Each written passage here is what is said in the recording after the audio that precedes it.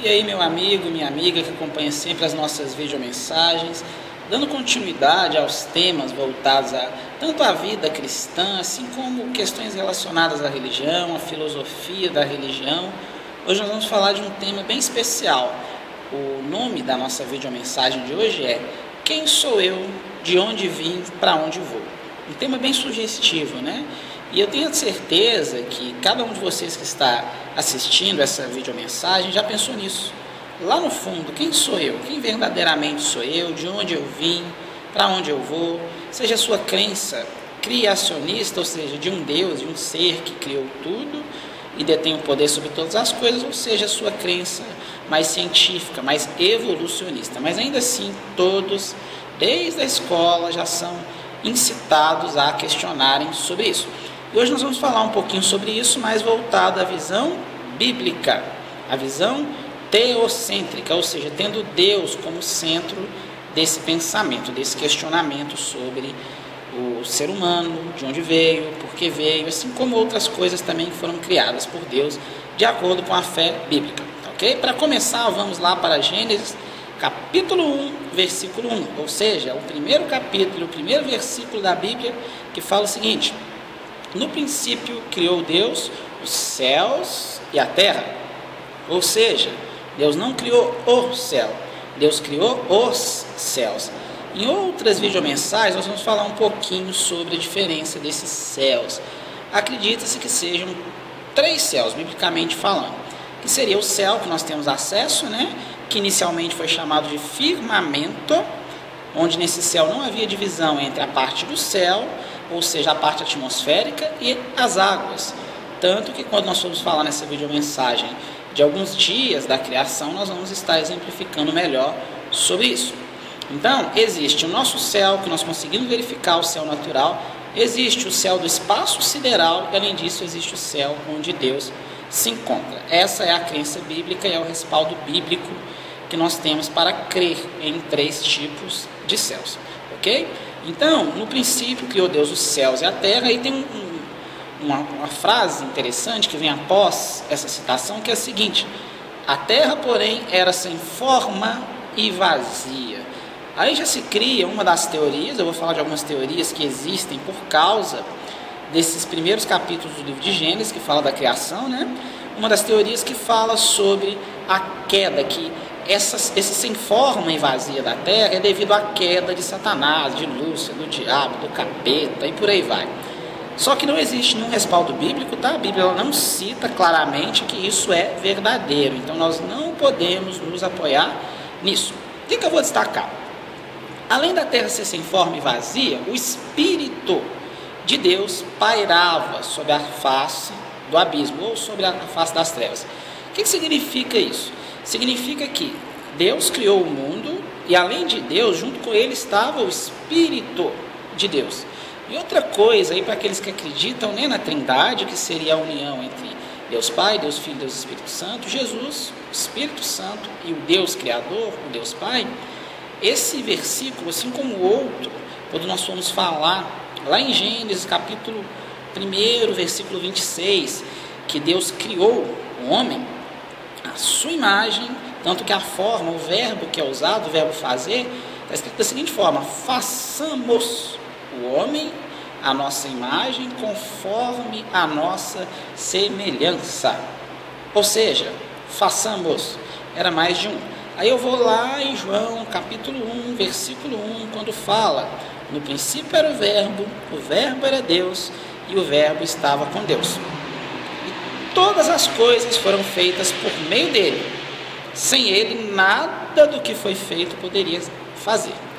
Ou seja, se não existisse Cristo, que era o verbo, nós vamos mostrar que Cristo é o verbo em outras videomensagens, não existiria nada do que foi feito. Logo, se existiu o Espírito, se existiu um Deus que criou, e se existiu o verbo que acionou, porque o verbo, sinônimo de verbo seria ação, que acionou e fez tudo isso existir, então existia o Pai, o Filho e o Espírito Santo. Tranquilo? Continuando, a criação de Deus, ela se desenvolve durante todo o capítulo 1 de Gênesis. O que é interessante a gente frisar? o que ocorreu nos períodos, tá? Às vezes a gente fala de dia, no primeiro dia Deus criou isso, no segundo dia Deus criou aquilo outro, no terceiro dia Deus criou isso outro. Só que é bom que nós venhamos a nos afirmar, nós venhamos a nos ater às criações, e não especificamente o que foi criado em um dia e em outro, mas eu vou destacar como a Bíblia descreve, porém de cara, tá? Eu já destaco uma curiosidade.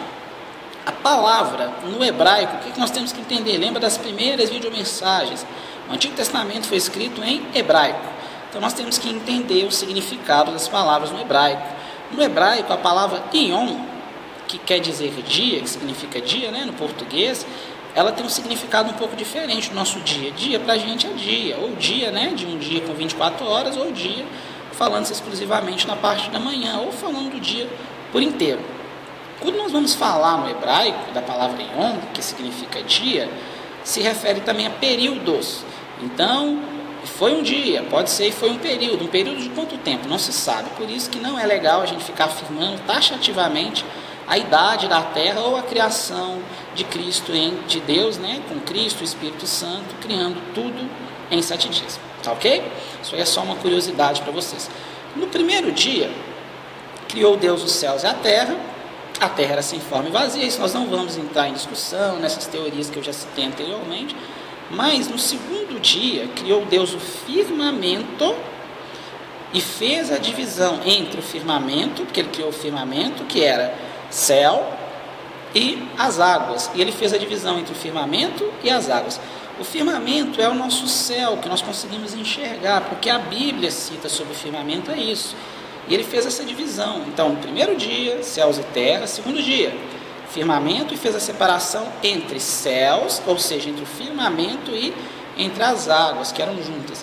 No terceiro dia, essas águas que foram separadas, elas se segmentaram mais ainda. Foram divididas em mares, rios, lagos, e além disso criou-se todo tipo de vegetação e frutos. Por quê? Vamos entender a criação inteligente de Deus.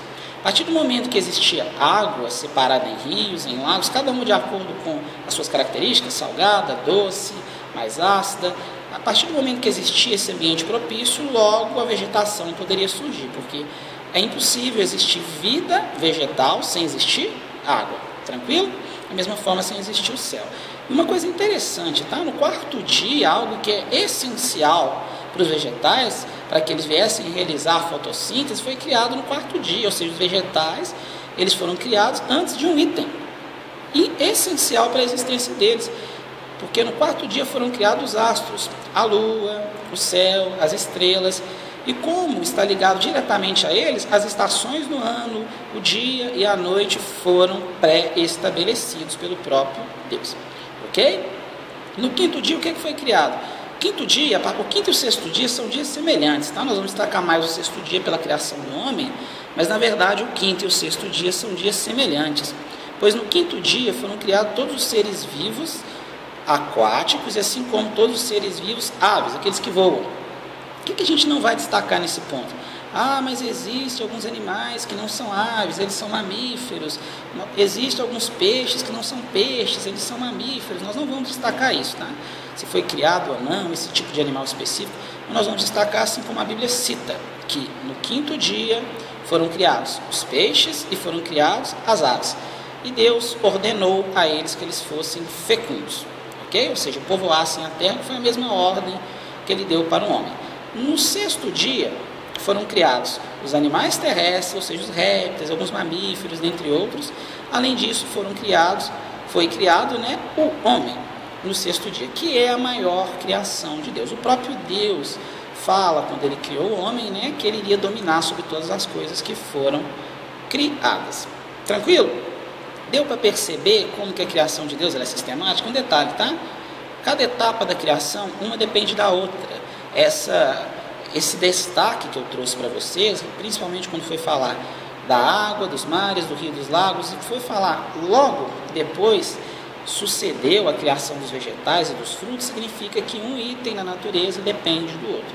Ou seja, a criação de Deus não é uma criação catastrófica, não é como o Big Bang, explodiu, surgiu tudo, mas é uma criação extremamente inteligente, ok?